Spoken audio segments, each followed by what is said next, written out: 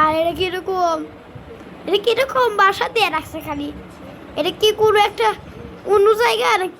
এ এই এই জায়গা, এত সুন্দর জায়গা দাও, এরকম একটা ই আছে? এত কত সুন্দর জায়গা, আমি কি ভাবতেও পারিনি এরকম একটা জায়গা আছে 30-টায়। এ ফ্যানের উপরে যাবে?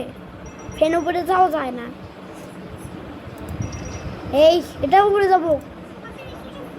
এ এ আমি তো জানতামই উপরে যাওয়া যায়।